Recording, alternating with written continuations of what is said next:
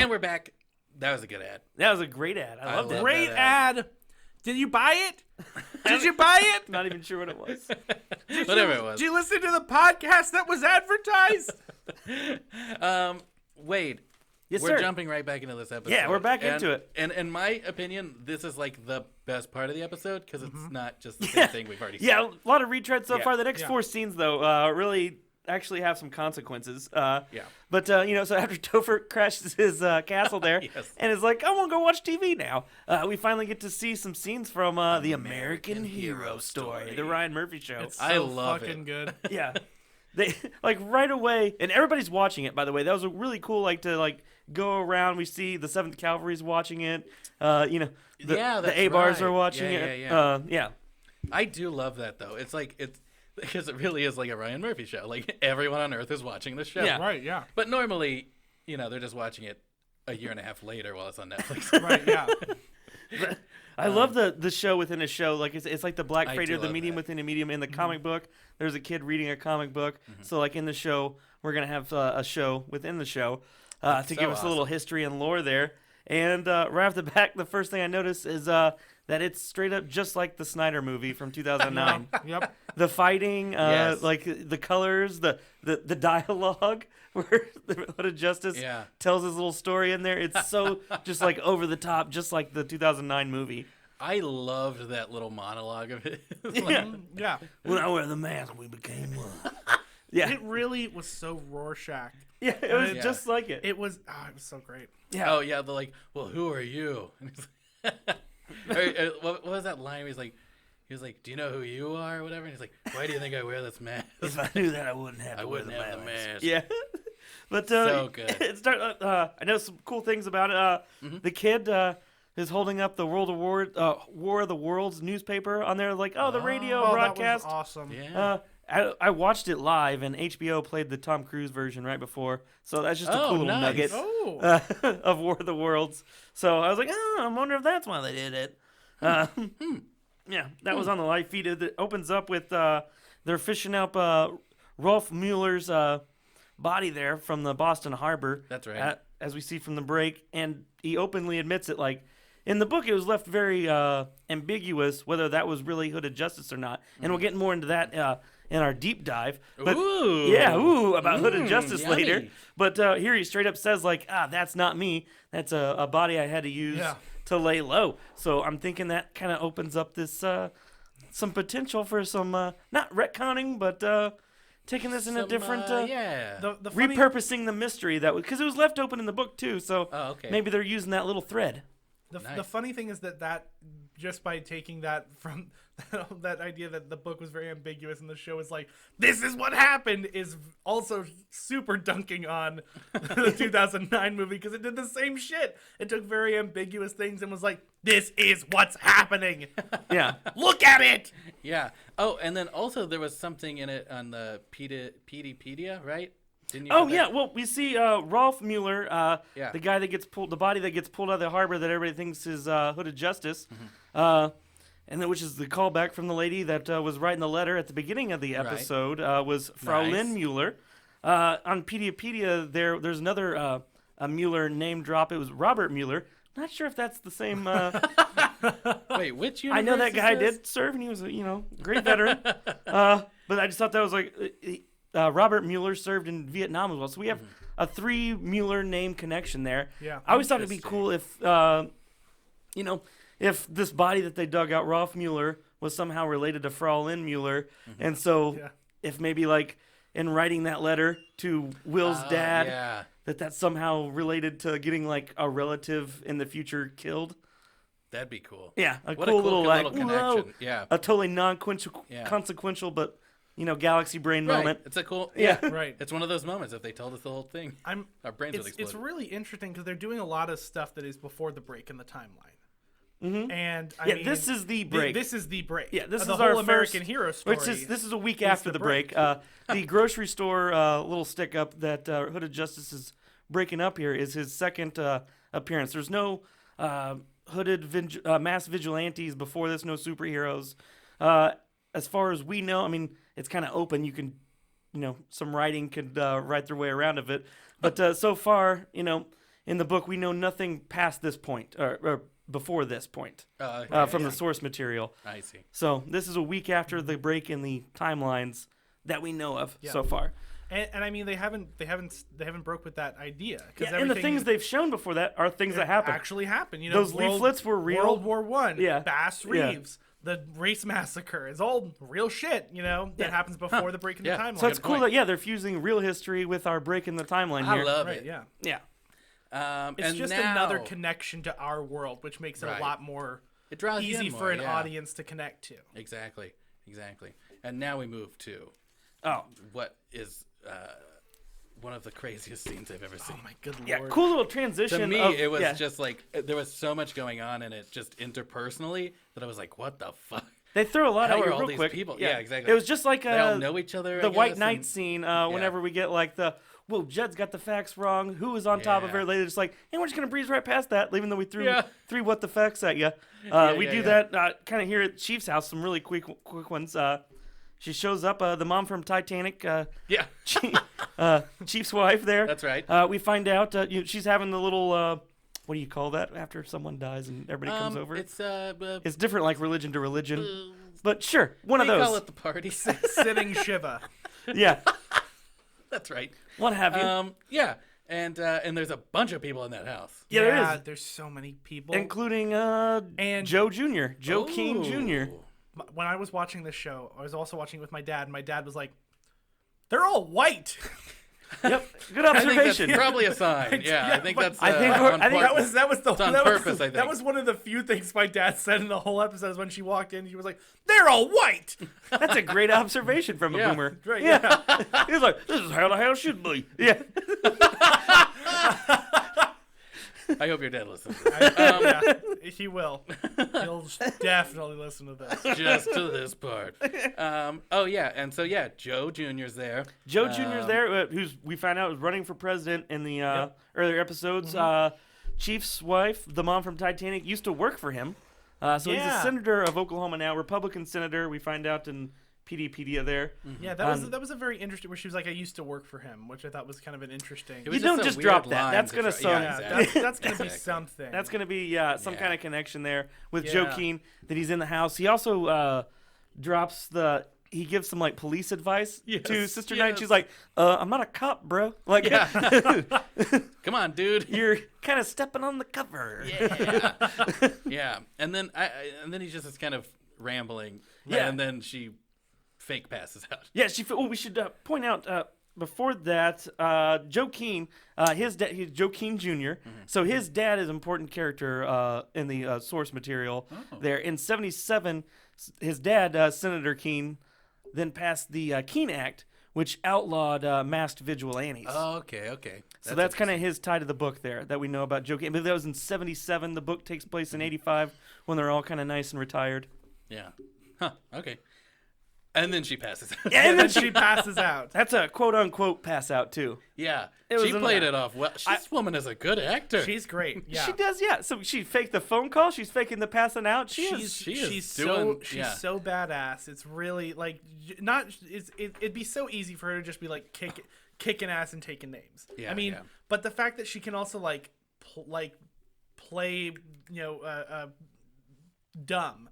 Or trick people is also very, very reminiscent of like kind of comic book characters. Right. Of course. Yeah, like there's a lot of like, oh god, who was I thinking of the other day? Who was always very Clark Kent-ish, where Clark Kent's like, oh, I'm sick and I'm very clumsy. I couldn't possibly be Superman. Reminded me of like some of that stuff that they do in the comic books. Right. I agree with that. Yeah.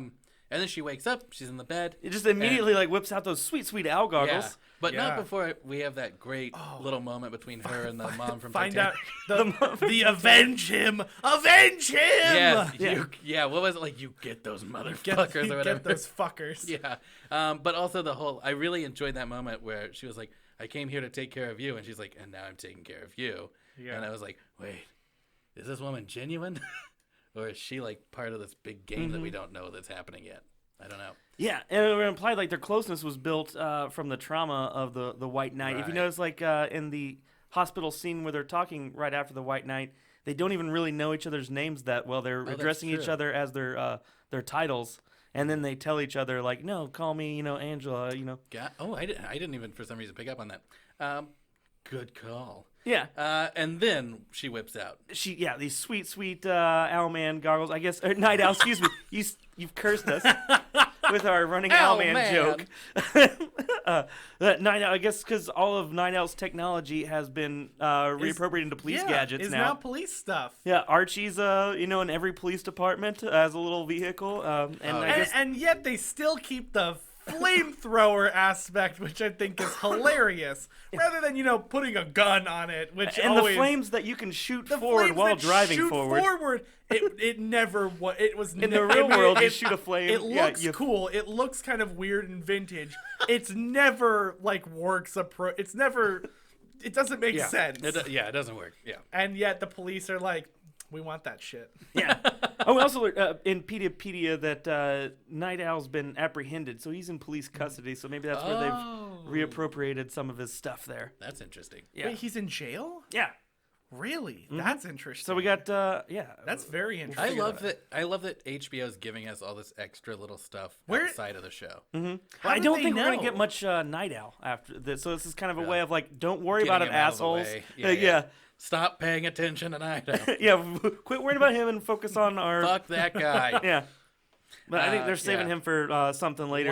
Lots of owl imagery that they are just. But then they lay down the net. There's so Why much does that owl kid? imagery. They're playing a pirate game, but she's dressed like an owl. Yeah, really? How many owls were involved in pirate ships? Yeah. Everybody knows they prefer parrots. So many fucking owls. Could you imagine just an owl being like, "Owl, you want a cracker?" Owly. Yeah, it's so with those sweet goggles, she searches Judd's bedroom there, which is a straight up callback from when Rorschach was searching the comedian's apartment there. That's very, very similar. First chapter of the book is Rorschach searching the comedian's apartment after the comedian has been murdered. Yeah. We find out later by Ozymandias. But that's kind of another one of our third or fourth parallel of Judd being the comedian of the TV show. Whereas the comedian dies at the beginning but plays an intricate part as it goes along as part of the conspiracy. Judd dies at the beginning, and we'll kind of see how he plays a part. And just like how Rorschach found the comedian's superhero costume in his closet, she finds the fucking KKK robe. Oh man! Can I really want to get in here. I got some theories. So creepy. First thing that I saw was that fucking sheriff's badge. Yep. And I was like, this is an antique. Well, this has got to be a fucking antique. Antique theories. We see the picture on on Judd's dresser there with the old sheriff, doing the fatherly pose with the little boy. So we're left to assume the little boy is Judd. Yeah. And his dad is the sheriff. We learned Pedia tells us that he's a fourth generation Tulsa police officer going back to statehood. And that's no good. And that's no good. That never goes there we well. go. Yeah. And back to statehood. The father figure looking guy in that picture is also, I believe, the same actor as one of the KKK members from the massacre scene and the beginning. I see. Quick little tiny side note. It's possible that that's a little inaccurate, the scene, because the KKK technically isn't officially in Oklahoma during the race massacre. Yeah. True. Unofficially, it probably definitely is. They were all but robes in titles. Yeah. Right. Yeah. Yeah. Well, without the hints of That's imagery. a little tiny gripe I had with the first episode.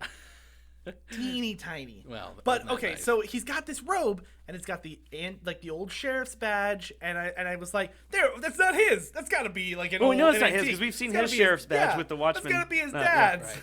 And then the more it's like, why does he still have it? Unless it is. It's the important to skeletons him. in his closet. It's the literal skeleton in his closet, but he keeps it for a reason, obviously. Right, yeah. And he hides it, so it's a reason that he's ashamed of.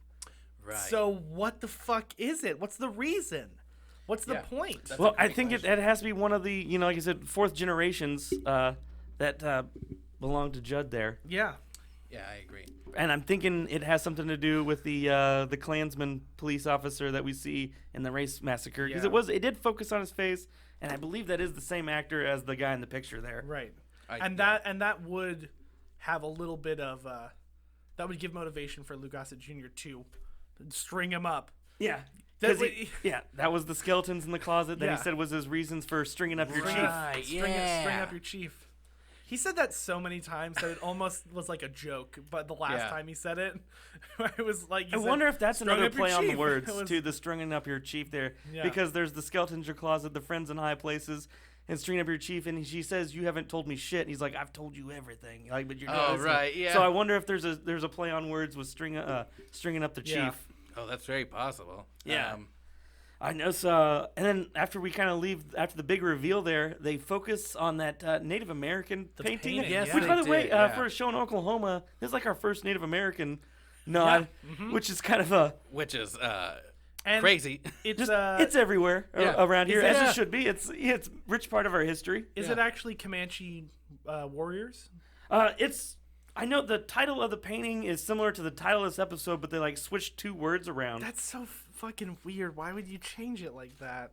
You've got a perfectly good painting name. There must be a reason. I have some theories in there, but also it's kind of a metaphor. I believe it's a technique that they use for like hiding behind their horses in battle. Right, yeah.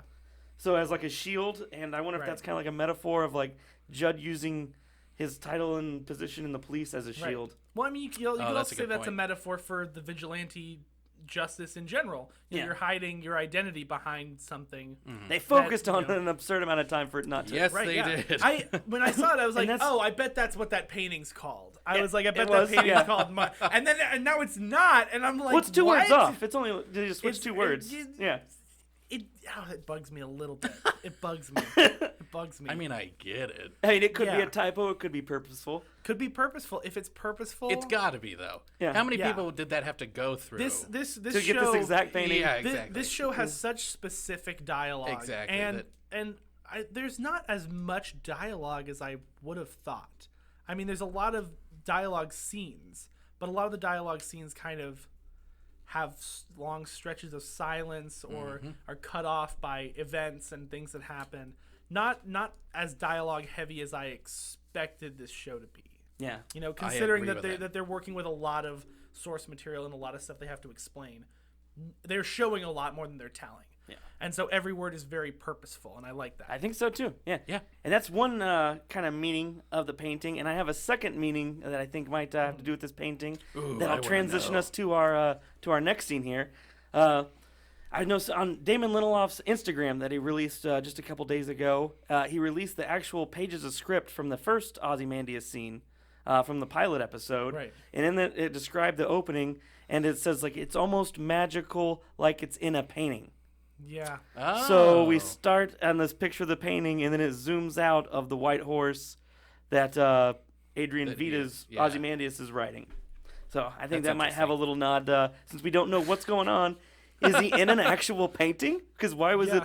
Why would you? The literal word used was What's painting in there. But yeah, we see him riding up on that horse, which, if you notice, the horse's name is the same as Alexander the Great's horse's name. Oh, is it really? Yeah. That's great. Because we know Ozymandias super obsessed with Alexander the Great. Yeah. That's one of his Egyptian rulers. Alexander the Great mostly were kind of his main influence and kind of his heroes that he looked up to. That's interesting. He also mentions the Gordian knot later, which is another Yes. Alexander the Great reference. Okay, then now this makes sense to me. So, it's not. They still haven't confessed that it's Ozymandias, but laying a lot of treadwork. It's so clearly Ozymandias. Yeah. Riding up on Alexander the Great's namesake of a horse. He's wearing a lot of. He wears purple. Yeah. And that's like Ozymandias' color. Picks that tomato from a tree, which I don't know if you guys. What the fuck was that? Tomatoes don't grow from trees. Tomatoes don't grow from trees. They don't grow from trees. Oh, he was so that scene came across. Jeremy Irons looked like he was having so much fun. Oh yeah, squishing that tomato, and he was like, "I get to do some goofy shit in this scene." Yeah. I really liked just his face in that scene where he's like squishing it and really enjoying it. Oh yeah, that was great. And they go right to like the same like cake eating scene. Same It has Yes, 2 the candles on it same. now. Yeah. Oh, I didn't even notice that. It had 1 candle in the first episode. I don't know if he's counting the episodes or not. That would be great. So finally, we get a little more shit about him because we got it was fun stuff the first episode. Yeah. No information at all was really given Nothing. about him. We finally get some shit about Ozymandias. Yeah. And it's great. I love it. I love the play. I love the play. The that play, he's yeah. written. That play is so Play weird. So, I fucking really wanted to great. see your take on it from this show only. What did you think of? This is the creation of Dr. Manhattan. I assumed that it was from the beginning of the play, right?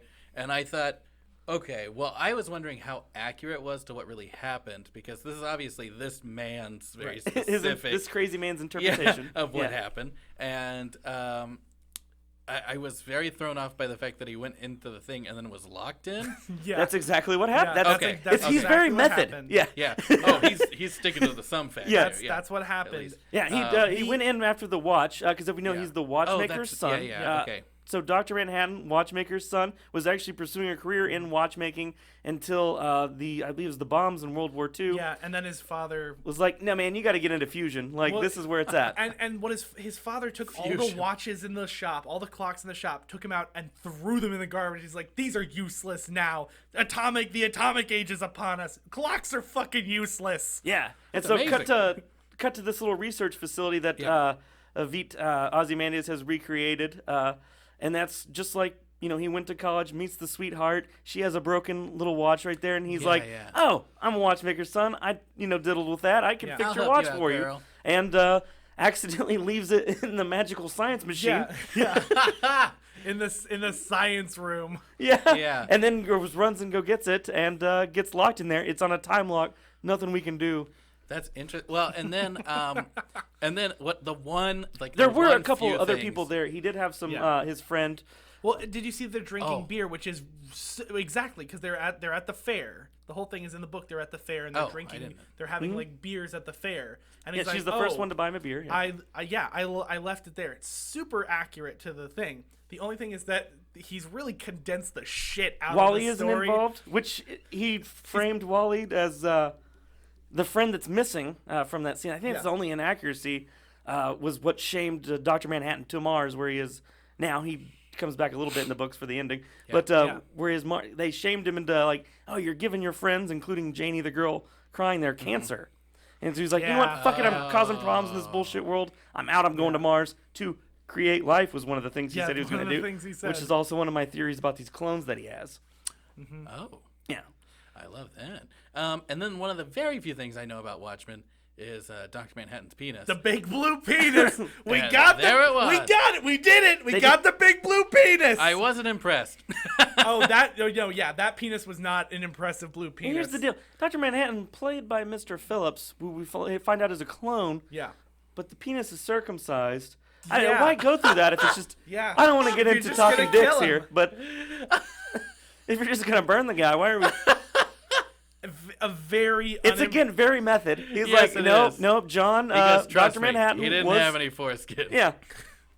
I mean, and in the book, the penis is so impressive. It's big. that's it's kinda- big in the book. Dr. Manhattan, we were talking about, like, what if Batman was real, he'd be an asshole. Like, what if an actual superhero like Dr. Manhattan was real? He wouldn't give a shit about us. He wouldn't give a of shit course. about clothes. He No. wouldn't give a shit about color. So that's, and again, how it's kind of playing with that is kind of the purpose of that. It's not just gratuitous penis. Yeah.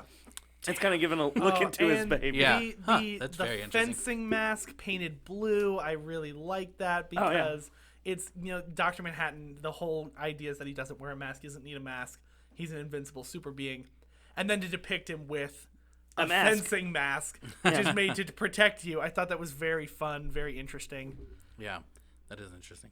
And he, I did like when you realized that there was like 50 clones there. Yeah. That was And a cool the- reveal. Oh my god, the masked like violinist and the yeah. drum, Oh, that was great. I loved great. that. It was a great production for one. Yes, the use of yes. music in that scene was really nice. It was very well done. The use of lighting in that scene was really nice.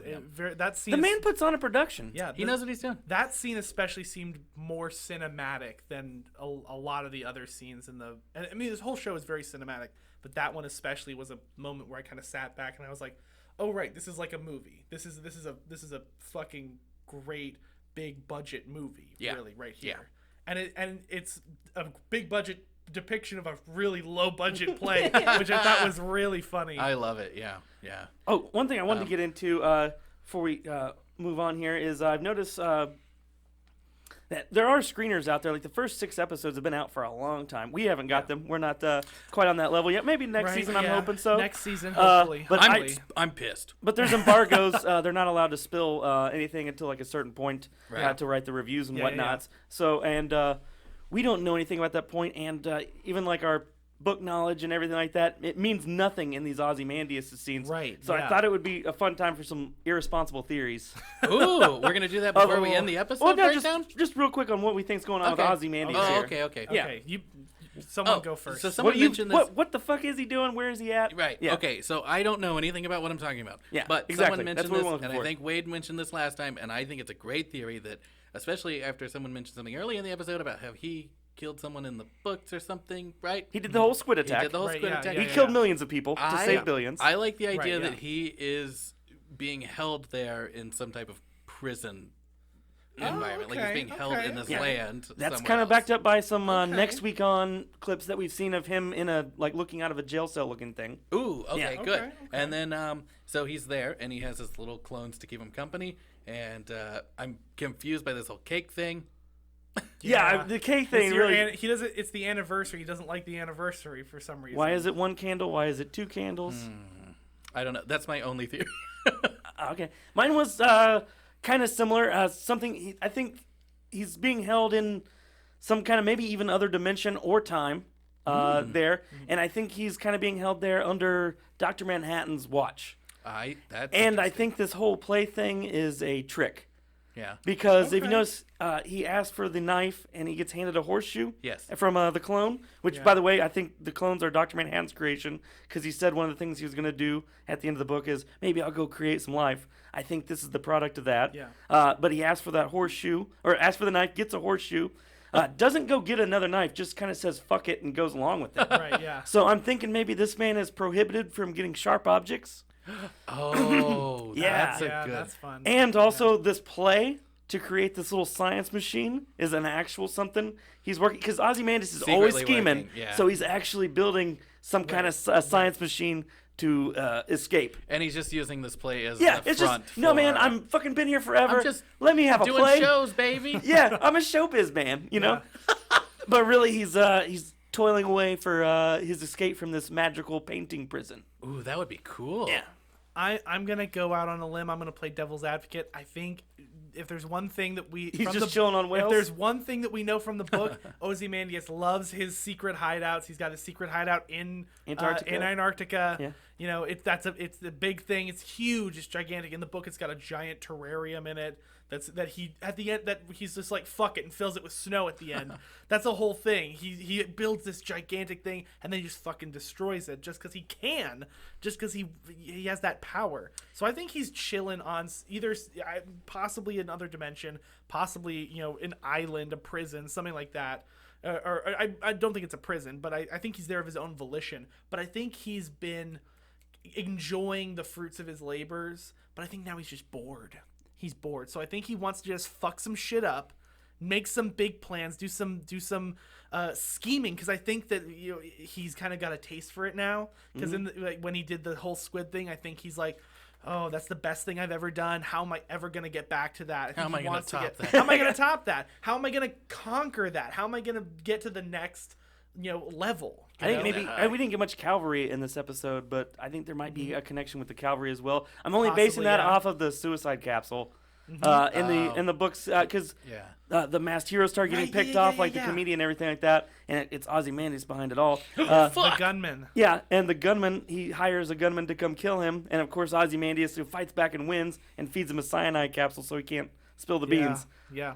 And the 7th Cavalry member in the first episode took the cyanide pill.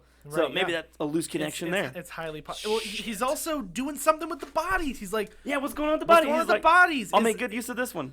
Is it? Oh, is and it if they are like some kind of robotic clone, he could just be using some discarded pieces. Right. Well, I'm not sure that they are robotic. Fuck you. It seemed organic. He burns That's pretty a good organically. By the way, the I'm scene dumb. the scene where that guy burns alive was fucking outstanding. Very method, yeah. Really You notice he great. coached Miss Cooksman, Really but great. not Mr. Phillips. Like, No. He's like, you, please give me some real tears. You'll be you? fine. You're Yeah, going to fucking you'll burn do- you. You'll So be great. You'll be great. You'll do fine. Every director in my theater college. But yeah, okay. I just want to get some cool Aussie theories because it would be fun while we're at this unique point in the show where we don't know anything about that. Nothing I'm at loving all. it. Yeah.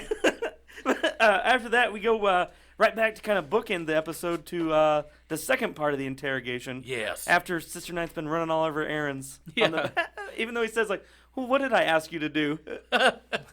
Yeah. And this is where we see him, where he's like out of the handcuffs. Yeah, he's out of the Just- handcuffs. and he's he's gone to cooking. he went to the grocery store. He's across That's the right. cooking street. eggs. He's cooking eggs. Hard-boiled eggs. He's boiling eggs. Sticks his hand right in the pot. That's right. Yeah, he sticks his hand in a boiling water pot. Again, that's another one of those we don't know things. Right. Shit. This comes back to in the first episode. His line: "Do you think I could lift 100? 200 pounds. 200. Do you think I could lift 200 200 pounds. I'm sorry. Don't I'm sorry. You short think sell. Don Johnson's Sorry. only won something?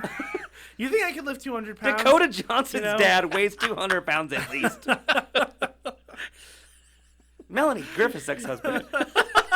Before she had her tryst with Antonio Banderas. That's what we call exactly him right. from now on. That's what we call him. Melanie Griffin's ex-husband. Dakota Johnson's dead. The girl from the Suspiria remake.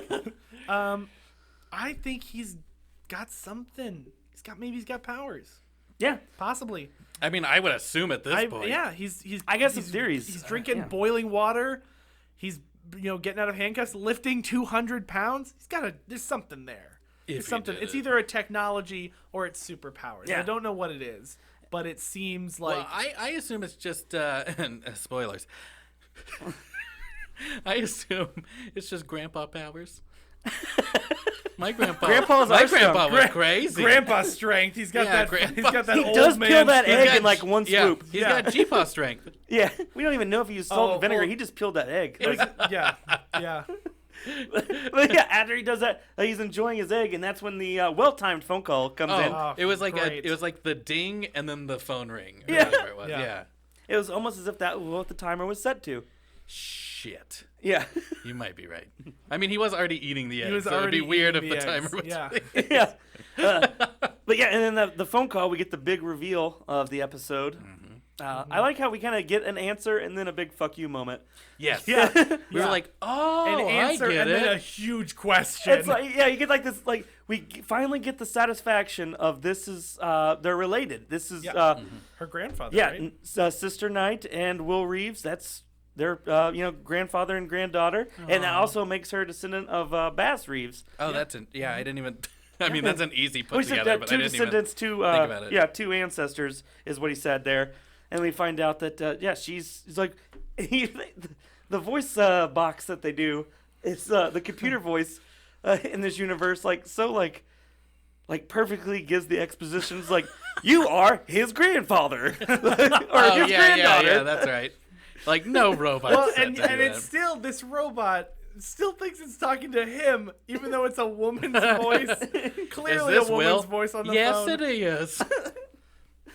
Yeah, and then as soon as we get that reveal, she's finally like, all right, like, I'm going to take you in. And we also, very yeah. literal in this, he's like, if you wanted to take me in, you would have had me already. I got friends in high places.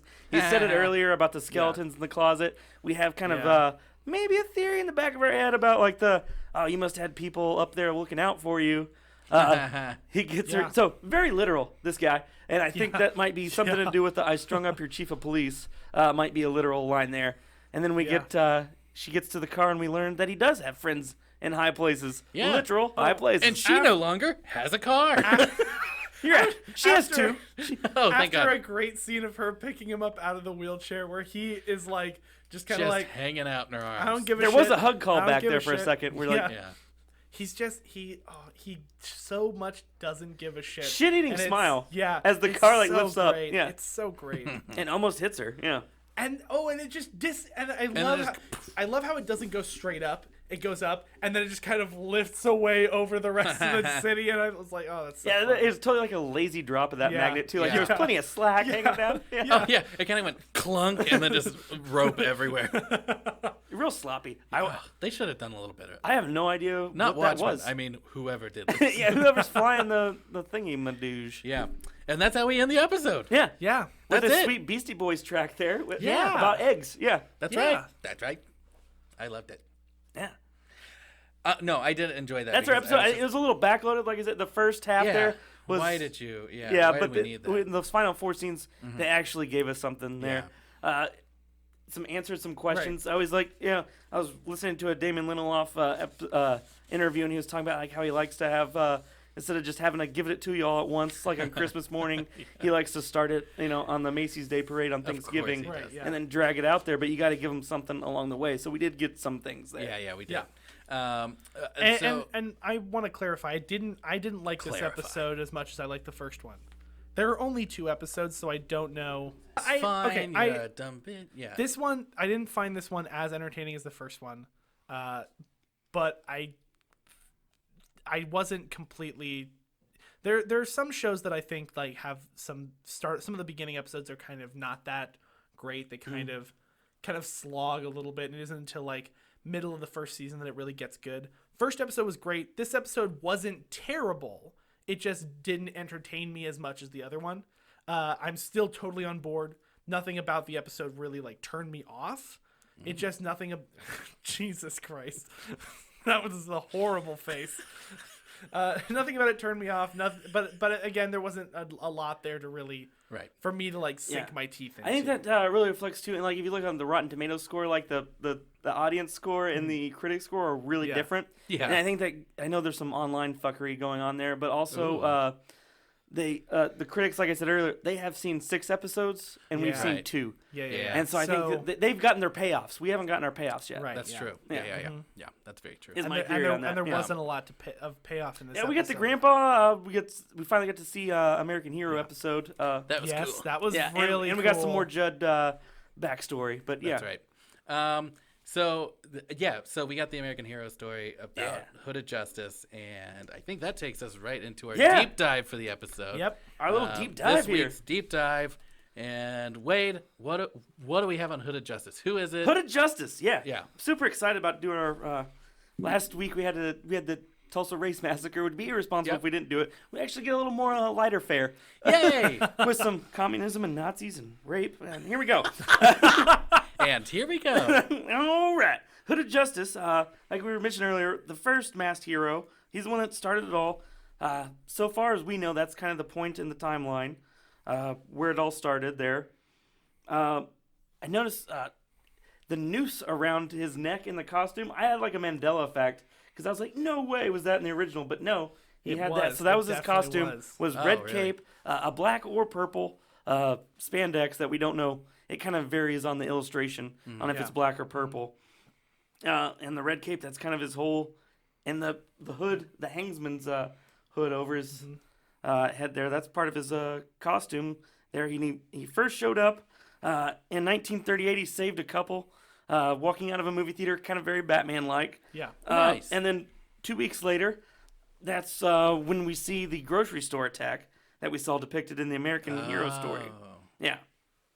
And that was in 38, and then 39, that's when the Minutemen were formed. The first kind of collection of mass vigilantes, because his actions, was making headline news and inspiring others to pick up their masks and try some other things. And so they formed a group called the Minutemen, which that's who we're going to learn about in these American Hero stories. It is so shows. hard not to say. Yeah, it's really hard. So when he joined this group, started a relationship with Captain Metropolis. So he had some homosexual tendencies there. Very interesting. Silk Spectre, we'll meet her daughter soon in the next episode, but she was kind of used as his beard to kind of like, because they were very into their image. Well, we're talking about there's 2 Silk Spectres. Yeah, the first Silk Spectre, Collar First Silk Gugino, Spectre, not yeah. Malin Ackerman in the movies. But the first Silk Spectre, they're very into PR and everything, which we'll find out a little bit more later. So they kind of like, pretend that you're actually with Silk Spectre. You're not really hooking up with Captain Metropolis. But with a name like Captain Metropolis. And that actually became a...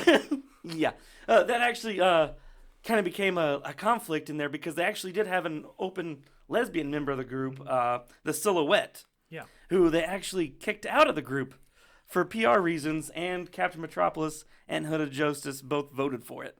Like, Nice. you got to go, and that's really Good guys there. yeah. And that kind of was one of the factors of the original Silk Spectre leaving. She's kind of like she knew that they were kind of hypocrites at that point, but they still were close.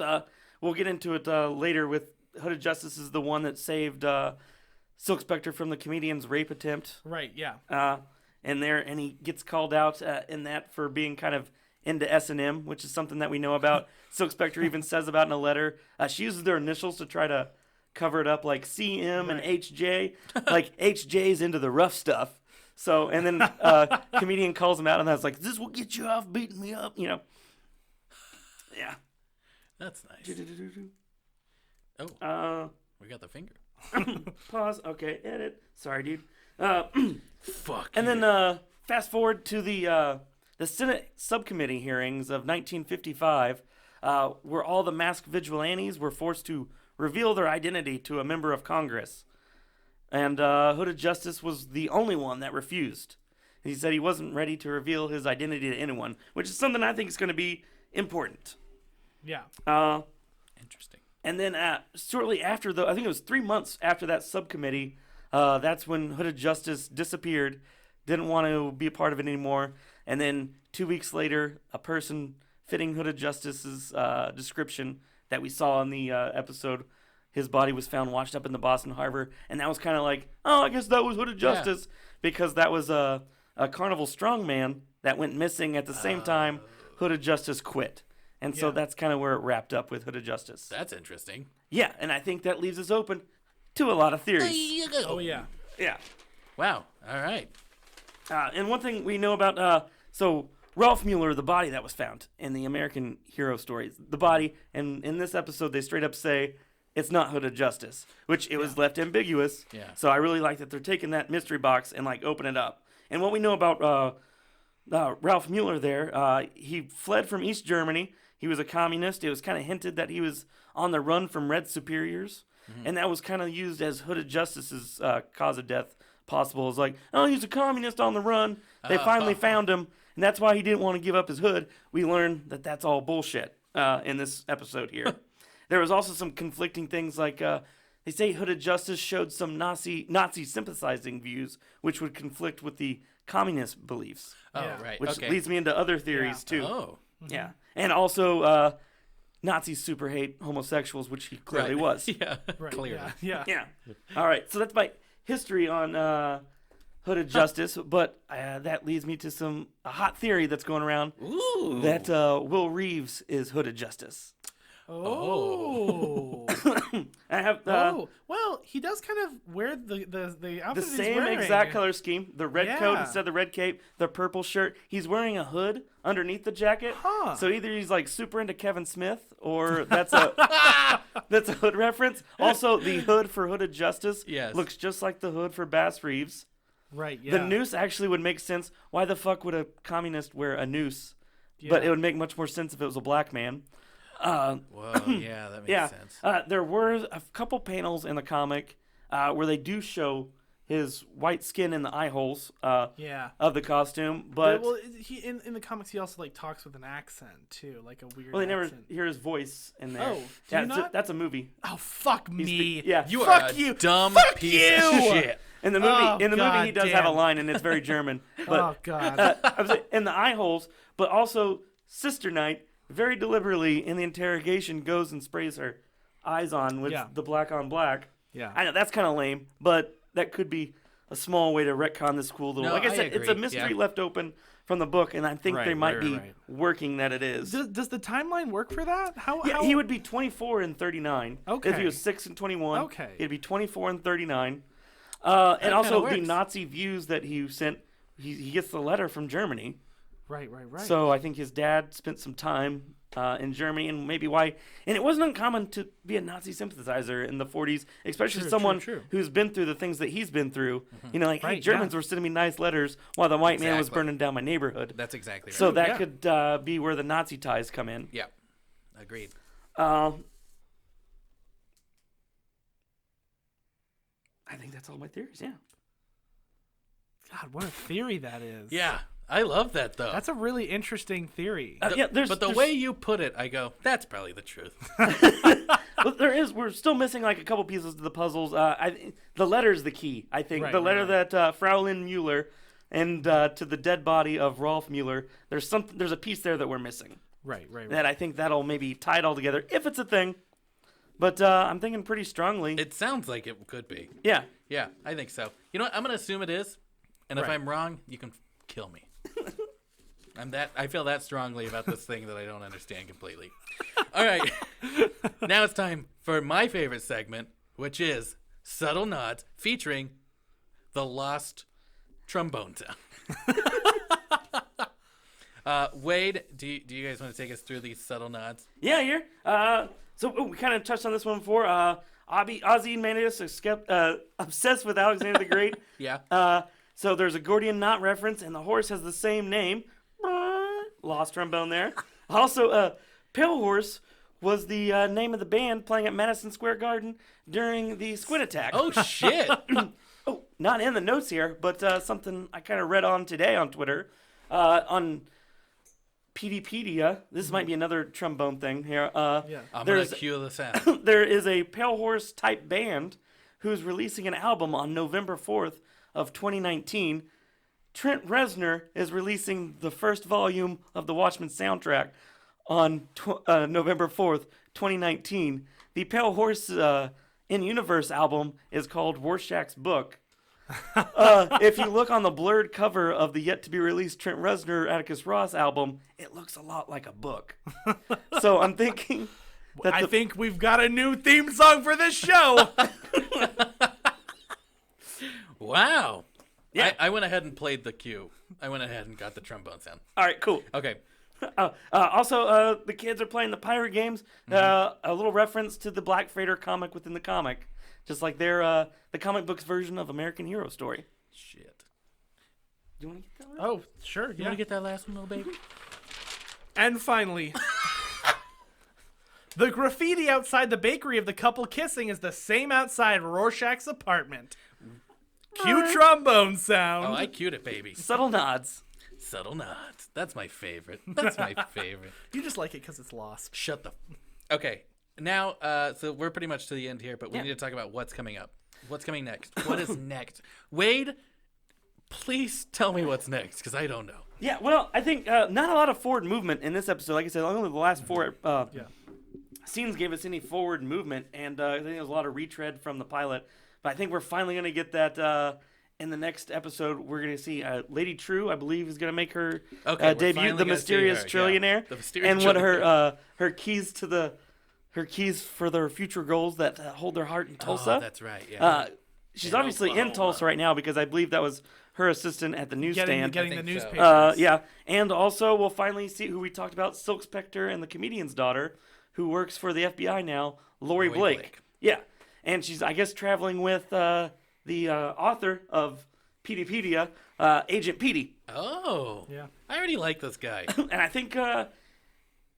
I think Lori Blake's gonna have some hardcore theories, and I think Petey is gonna be her antagonist, kind of like, I think this Nice. girl's up to something or knows something I don't. Oh, kind of like a Kind of like Scully and Mulder situation. yeah, perhaps. Yeah. So is that what you want to see coming up? That kind of sounds like you put it together. It's hopeful, and that's the things that Hopeful. That's yeah. what I like to hear. Quinn, what do you want to see? Quick. Oh, are we talking about theories? Because I got a theory that I think that... Lay it on us. I think that Will Reeves and that mysterious trillionaire are in cahoots. I think that the Ooh, you think that was her spaceship? I think that was her spaceship. I think that's her space. I think She that, does. I think whenever you see that video of her, she kind of looks like she might be in a spaceship. I think she's pulling the strings behind the scene. I think that she knows about the conspiracy. I think that she's on the Ooh, level. also in the next on scene, Will Reeves as a baby was in that little blue tree thing she has. Yeah. Right? Good yeah. call. Yeah. Yeah. I didn't even see that shit. I just thought about that. What I hope to see, I hope that I find out that I'm Owlman. It's Night Owl, but yes. Oh, can I also put out there that I want to see more action scenes because all the action scenes are so Yes. fucking Yes. boss in this show. Very good action Really scenes. great. I love that they More cow they death. keep the I like that they keep the ones in the actual universe pretty pretty realistic. Yeah, and then the out of universe ones are just so cool. just It's blood Zack Snyder, splattered. So bananas. Oh, so good. When he kicks the knife into that guy's chest, I was laughing my ass off. That was so good, so good. That's it for me. That's it for me. Oh, please God, please talk to us. Follow us on Twitter at RJ Watchmen Pod. Please. Or email us at rjwatchmanpodcast@gmail.com. Yes. And tell us what you think is going to happen. What you and if you think that you might be Night Owl. Let us know if you think that might be you. Yeah, or shoot us some questions. There's no dumb thing. Yeah, If you've got fan art, I'm ready to if dig you've in got fan art of us in the Watchmen garb, send it our way. Oh, definitely send us Looking Glass with the bean as a head. Looking We need that. glass with the bean. That's what we need. Well, that's it for us, folks. Thanks so much. We'll see you next week with a brand new episode, brand new breakdown of Watchmen. I'm super excited. See you next week, guys. See ya. Bye-bye. Bye.